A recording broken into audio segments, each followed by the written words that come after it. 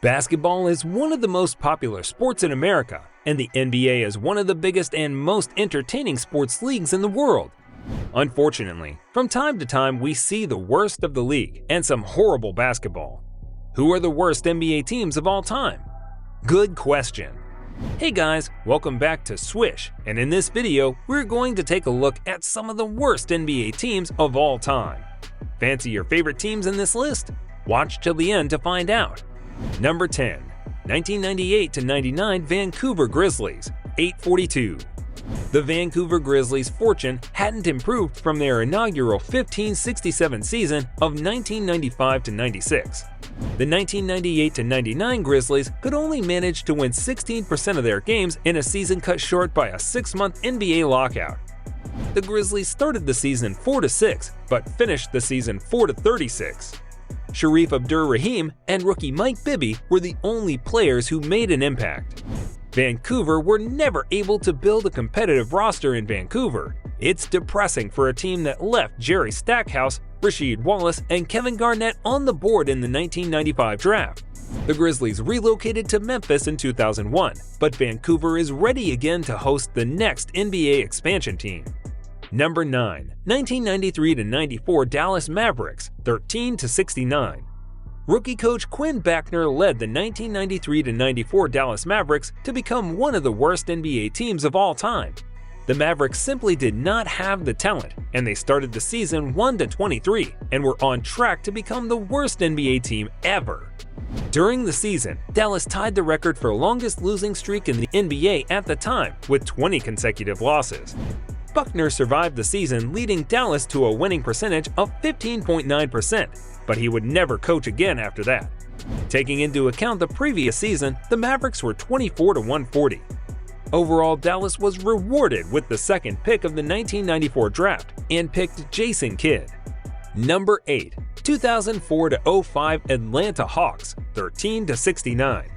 The 2004-05 Atlanta Hawks were horrible at both ends of the ball, posting losing streaks of 13 and 14 games and a winning percentage of only 15.9%.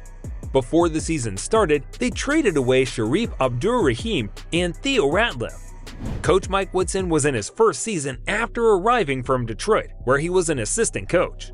The Hawks were simply outclassed and were ranked second last in the league in both offense and defense, losing 32 of their last 35 games. Atlanta did have success with rookies Josh Childress and Josh Smith, who both made the all-rookie second team. Number 7. 1986-87 Los Angeles Clippers, 12-70. The Los Angeles Clippers were doomed from the start in their third season after relocation from San Diego. They were without the first pick in the 1986 drafts, and owner Donald Sterling was willing to spend big on top talent. The Clippers didn't have too bad of a roster heading into the season. The major issue with the 1986-87 Clippers was that the players didn't gel. 5-time All-Star Marquise Johnson was injured for almost the entire season, and it had a devastating impact. The Clippers suffered losing streaks of 12, 14, and 16 games. They also had the third worst offense, second worst defense, and a winning percentage of 14.6%. Number 6. 1992-93 Dallas Mavericks, 11-71. The 1992-93 Dallas Mavericks were obviously tanking. Only Derek Harper had 5 or more years of NBA experience. Two-time All-Star guard Fat Lever was out for the entire season due to injury, and star forward Ray Tarpley was suspended because of drug and alcohol abuse. The Mavericks at one stage were sitting on 4-57 following a 19-game losing streak, but somehow managed to recover with a winning percentage of 13.4%. Statistically, the 92-93 Dallas Mavericks are the worst NBA team of all time after finishing with a points differential of negative 15.2 points per game.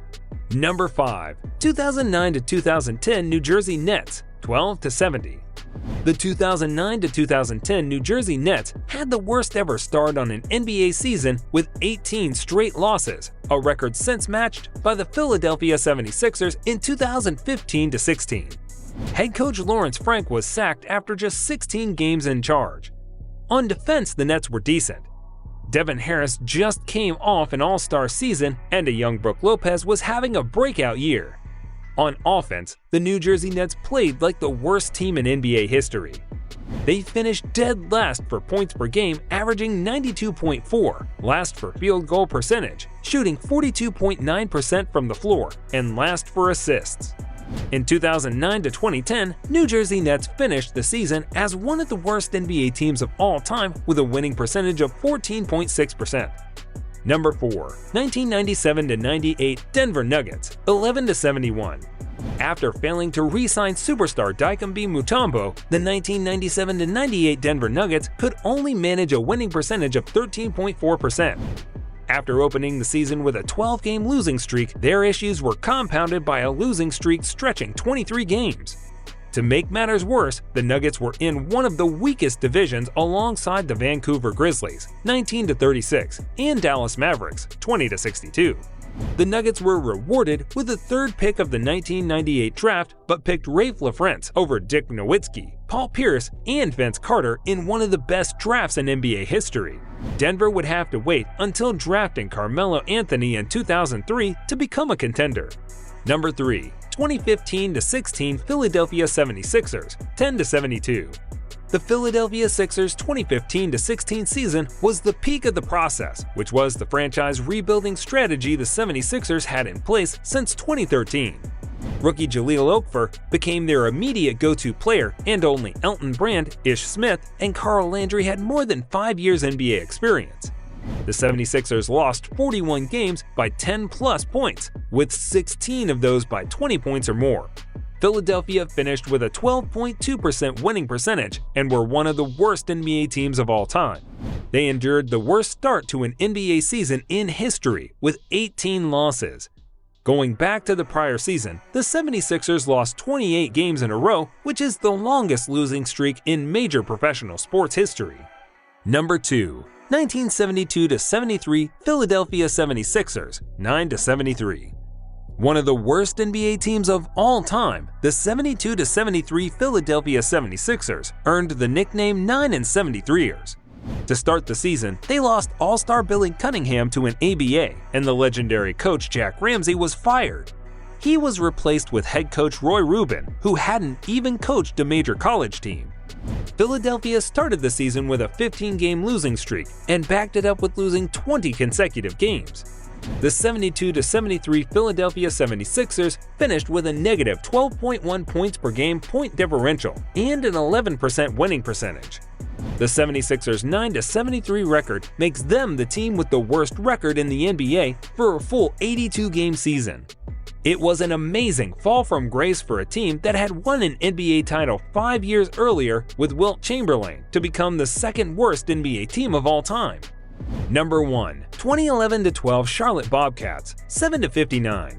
With a winning percentage of just 10.6%, the 2011-12 Charlotte Bobcats are the worst NBA team of all time. Michael Jordan became the controlling owner of the Bobcats just a year earlier, and they were outscored by 14 points on average. Kemba Walker and Bismack Biyombo were in their rookie years and were forced into major starting roles, surrounded by washed-up veterans. The Bobcats ranked dead last in the points scored, points conceded, offensive rating, defensive rating, field goal percentage, and second last in steals and rebounds. They were lucky the NBA lockout shortened the season so they couldn't chase the all-time loss record.